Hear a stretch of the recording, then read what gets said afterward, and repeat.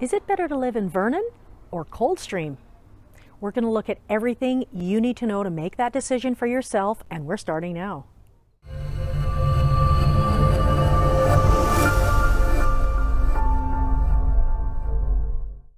I'm Lisa Salt with RE/MAX Vernon Salt Fowler, and sometimes buyers want to know where is better to live or where is better to move, Coldstream or Vernon. The first thing you have to know is that Vernon and Coldstream are actually both part of what is considered Greater Vernon.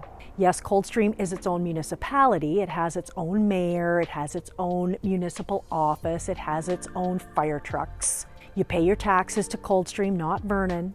However, Coldstream does still use many of the City of Vernon services. The two municipalities are side by side, and we're going to look at how they compare and how they differ. Number one is size. We always start off one of our comparison videos looking at size. Vernon's population comes in at 44,519, so that's just Vernon itself, no surrounding areas, just what's considered Vernon, like the City of Vernon. Coldstream, on the other hand, is a much smaller population-wise. According to the census, it's about 25% the size of Vernon at 11,171 folks. Conclusion is, Vernon is bigger.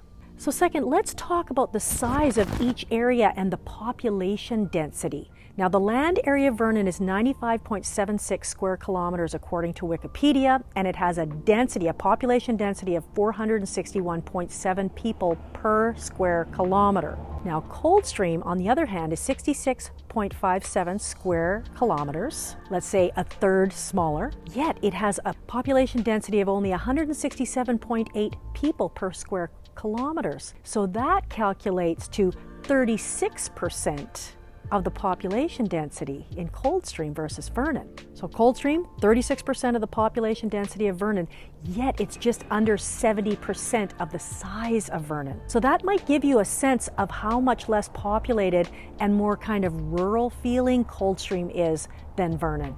Number two on our list, let's discuss something very Okanagan. Let's talk about lakes.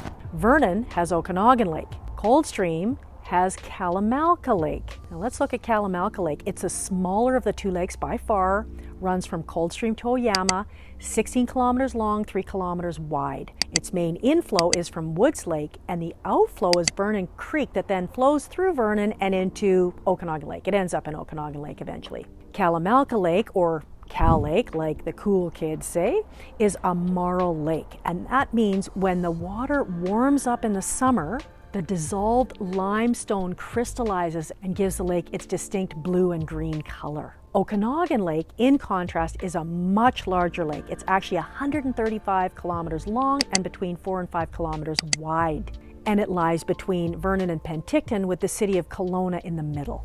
Okanagan Lake then drains into Skaha Lake in Penticton, and then it flows down into Washington State. Now, determining whether you live in Vernon or Coldstream might depend on which lake you want to look at or live on. May depend on your budget as well, which we will talk about in a little while. Suffice it to say, though, to live on or look at Cal Lake, you're going to need a bigger budget. It's a supply and demand thing. There's less homes on Cal Lake than Okanagan, or less homes overlooking Cal Lake than overlooking Okanagan. Therefore, price goes up. That's one reason. However, there's also the beauty thing. Cal Lake, with its incredibly beautiful turquoise, almost Caribbean looking water in the summer, it is truly stunning. And I admit, it's more stunning than Okanagan Lake. Cal Lake is also more crowded, though. It's a smaller lake, remember. On Okanagan, you can take your boat clear down to Penticton if you want. Although on both lakes in midsummer, on a long weekend, there will be all-out scraps at either boat launches. Whether you're on Okanagan, whether you're on Kalamalka, you cannot get away from it. They're both beautiful lakes. Kalamalka is smaller and prettier. If money is no object, Coldstream does win the lake beauty race. Number three, let's look at the beaches. On those lakes are beaches. Let's look at the comparison between the beaches. But before we do, please make sure you subscribe to our channel and like this video, as we're posting new videos like this every single week. On this channel, we give you the straight goods on Vernon and the whole North Okanagan, our ultimate Four Seasons paradise. Whether you're moving in 9 days or 90 days, or just curious about the area that we call home, be sure to call, text, or email, and just add salt. At the end of this video, I'll tell you how to download our free relocation package, by the way, so stick around. When you have a beautiful lake, you're going to have beautiful beaches, hopefully. And Coldstream definitely has some beautiful beaches. And as we said before, in the height of summer, honestly, you just cannot beat the beauty of Cal Lake, the lake of many colors. Touted as one of the most beautiful lakes in the world by National Geographic. There are some pretty sweet beaches in Coldstream. Let's start with the main beach, being Cal Beach at the head of the lake. That features the Rotary Pier. Now this beach does get pretty busy in the summertime because it is Greater Vernon's premium spot for sunbathing, no question about it. There's also lots of amenities nearby, Alexander's Beach Pub and Liquor Store, Calavita Surf Shop where you can rent paddle boards and stuff. There's a little general store and a coffee place, cafe with a nice big patio. And then there's some other beautiful beaches at Cal Park as well, also on Kalamalka Lake, including but not limited to the Dog Beach, where Vito the Wonder Dog is exceptionally fond of. There's also people beaches that you can hike to there as well. Also, there's Kakuli Bay Provincial Park. There's a beach there, a boat launch, and a really nice campground overlooking the lake as well. And then last of all, it's not really a beach. However, it is a beautiful walk or ride right by the lake, and it's spectacular, and that's the rail trail. Nice and flat and easy and goes all the way to Kelowna. Okanagan Lake in Vernon, on the other hand, has also some beautiful beaches as well. There's Ellison Provincial Park, where you have the beautiful beaches with that kind of red, coarse sand. They also have a dog beach at Ellison, which is also very exciting. Lots of trails, camping there too. It's one of the premier camping spots around. It's located in the trees, so it's really nice if it's a super hot day. It's cool within the trees, and then down at the beach, it's, you've got the lake. Also on Okanagan is Paddle Wheel Park, where the steamships used to dock back in the day. There's a nice big park, a beach, and a very popular, very busy boat launch. There's Kinsman Beach, or Kin Beach as we call it, right at the head of Okanagan Lake, which is a really nice spot with mature trees and a large beach area. And there's others too. There's Lakeshore Park, there's Hurlburt Park, there's a couple of community beaches. There's out at Fintry, there's a beach, Killiney, there's a beach on the west side. There's some really, really beautiful beaches, and more beaches certainly on Okanagan Lake, even if you're only considering the North Okanagan side, the Vernon side, just simply because it's so much of a bigger lake. So Vernon beaches versus Coldstream beaches, well, Cal Beach is definitely the busiest and the most popular. Coldstream likely wins the contest for popularity for beaches, for sure. Now let's talk about city services for a moment. As I mentioned earlier, Coldstream uses some of Vernon's services. However, one of the things that Coldstream has never provided as part of their quarterly tax platform is garbage pickup. Garbage pickup in Coldstream is private, and so you have to arrange it yourself and pay separately, whereas in Vernon, it's kind of a no-hassle deal. Your garbage is part of your quarterly City of Vernon bill for water, sewer, and, you guessed it, garbage. Now that may not be enough to induce you to live in Vernon versus Coldstream, however, it is kind of convenient, I admit. Number 5, we need to, of course, discuss real estate. If you want a multifamily option in Coldstream, or say you want a condo or a townhouse, it's a little bit tough. There are very few multifamily places in Coldstream, yet there is a ton in Vernon.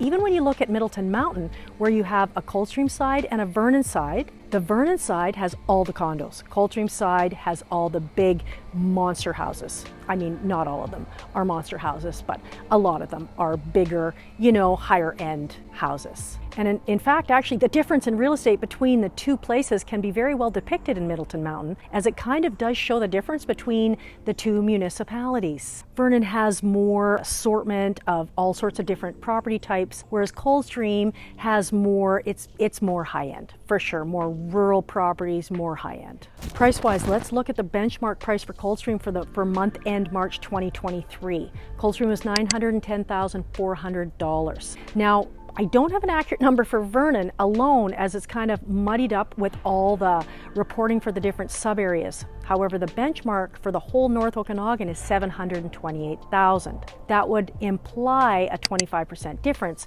between the North Okanagan's average price and Coldstream, which isn't entirely accurate because Coldstream really is part of the North Okanagan numbers. Plus the North Okanagan includes all the outlying rural areas, Lumby and Falkland and Enderby, and those may have a lower price point, bringing the average down. So if we look at, say, sub-area of Vernon, let's look at Okanagan Landing, for example. In the same time period, the benchmark price for March was $839,000 for Okanagan Landing. Now that's only 1 month. It all depends on what sold that month. But I can tell you that Coldstream homes are generally and on average more expensive than Vernon houses. That gives you a little bit of an idea. Both areas have lots of assortment of single-family homes, as I mentioned. Coldstream, though, has limited townhouses and apartments. Both have houses on their respective lakes and lots of lakeview homes, some recreational homes, raw land options. And between Coldstream and Vernon, Coldstream being a bit more rural, you would have more larger lots and a more rural feeling in Coldstream than Vernon, just because of that population density that we spoke about earlier. Regardless of where you choose, whether it be Coldstream or right in Vernon itself or anywhere in the North Okanagan, you're still very close to all of the Vernon amenities. It really never takes that long to get between, Coldstream, Vernon, or even Armstrong, Vernon, etc. But of course, you have to make that decision for yourself, which municipality you prefer. If it's budget-based, Vernon will come out ahead. However, if it's not budget-based and you're looking for beautiful, rural, less dense living centered around the incredible beauty of an awesome lake, then probably Coldstream will win.